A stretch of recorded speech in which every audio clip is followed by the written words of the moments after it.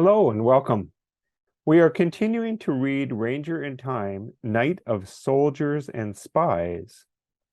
This is Chapter 6, Soldiers and Spies. Chapter 6 Vocabulary. Number 1, milling.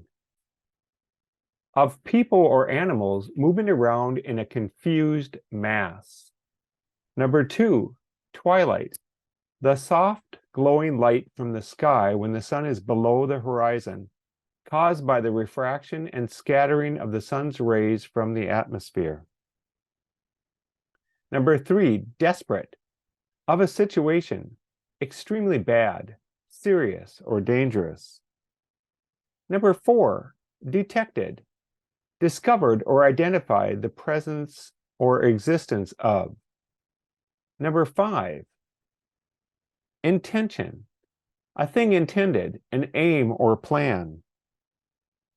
Number 6, betray, expose one's country, a group, or a person to danger by treacherously giving information to an enemy. Number 7, pledged, committed by a solemn promise.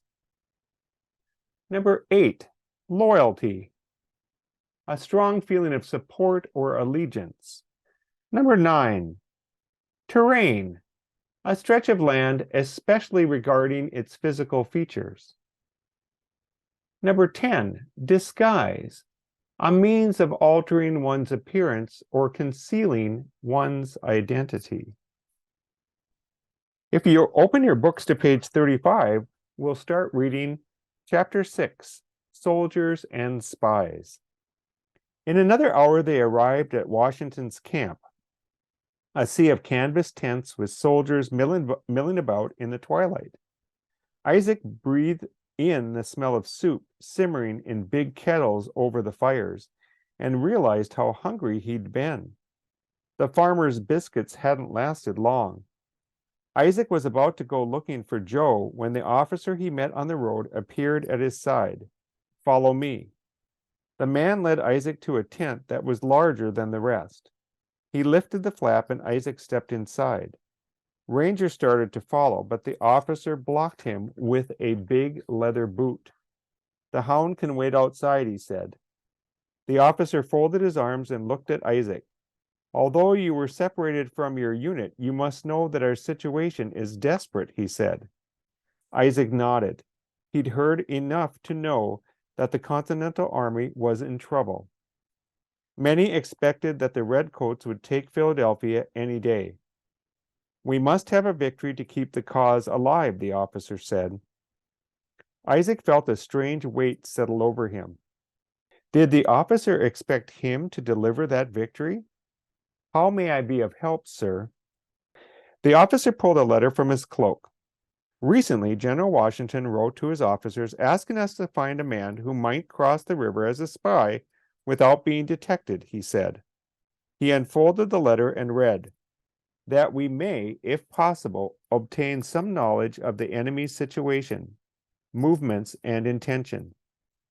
Particular inquiry should be made by the person sent if any preparations are being made to cross the river." "But, sir," Isaac's empty stomach twisted. He had never imagined himself a spy. As soon as he did, it was easy to imagine himself being captured. Surely there is a local man who would better know the area, and the general fears that someone local might betray us. The officer looked at Isaac. "Beyond that, you are in a special position to enter the Hessians' camp." Isaac stared at the officer. "How is that, sir?" The officer looked Isaac up and down. "We will dress you in the clothes of a butcher's servant. As such, you shall deliver meat to the Hessian regiments at Trenton," he said. "If they are as hungry as we are, you will be most welcome. You must find the Hessian commander, Colonel Rahl. Tell him that you are a slave who has escaped from your master, and that the British hired you to spy on the rebels. So you have come with information as well as pork." Now Isaac understood why he'd been chosen. The Redcoats had offered freedom to any enslaved man who ran from a rebel and joined them. Isaac had seen plenty of men with brown skin fighting with the British on Long Island. And who could blame them? The Continental Army offered no such promises. Men like Joe were fighting for freedom they might never have for themselves.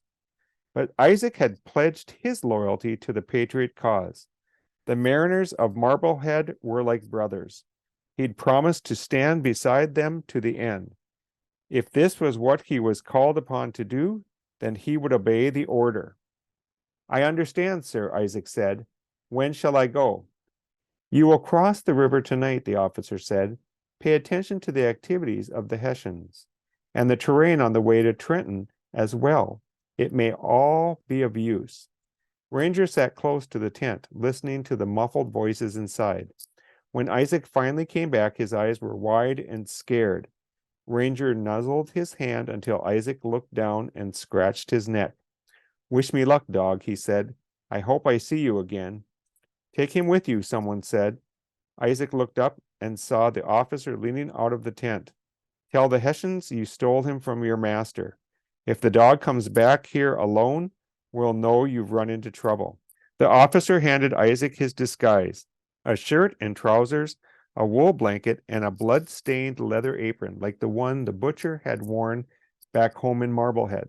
Get dressed and be off. Isaac went to a tent and changed his clothes, shivering in the cold wind that blew through the canvas. He wrapped the blanket around his shoulders and looked down at Ranger. Ready, dog? Ranger followed Isaac out of camp. As they walked, voices and cooking noises faded into the trees until the only sound was the crunch of Isaac's shoes in the crusty snow. Isaac pulled the knotted rope from his pocket and held it as he marched. Ranger sniffed at it. It smelled a little like the thick rope Luke and Sadie used to play tug-of-war with him sometimes. Did Isaac want to play? Ranger grabbed the rope in his teeth and yanked it out of Isaac's hand. Hey! Isaac reached for it but missed. Ranger shook the rope in his mouth. Isaac laughed and dove for it. He caught one end and tugged, but Ranger held on. You want to play, do you? They yanked the rope back and forth until finally Isaac stopped to catch his breath. That was fun, but we have to keep going now, he said. He gave a gentle tug and Ranger followed him along the trail. Neither one of them let go of the knotted rope until they reached the Delaware River. Then Isaac dropped it and stared. General Washington's fears had come true. The river had iced over in the frigid weather. Isaac was surprised the Hessians hadn't already crossed to attack them, but they hadn't. Now it was up to Isaac to make sure they never did. Chapter 6 Comprehension Questions. Why is the fact that Isaac is black important to the spy missions the leaders of the Continental Army want him to carry out against the Hessians? Sample answer. The fact that Isaac is black makes him the perfect spy because he can tell the Hessians and the British that he is an escaped slave that they themselves hired to spy on the rebels. This would make sense to the Hessians and the British because the British were offering freedom to any enslaved blacks that were willing to join the British side in the war. Question number 2. Imagine that you were Isaac. Tell me why you would or would not go on this spy mission. Sample answer. If I were Isaac, I would go on this mission because I had sworn my allegiance to the American cause. There would be risks, however, that would concern me. If the Hessians and British didn't trust that I was loyal to their side, they could have me executed as a spy. And this takes us to chapter number 7.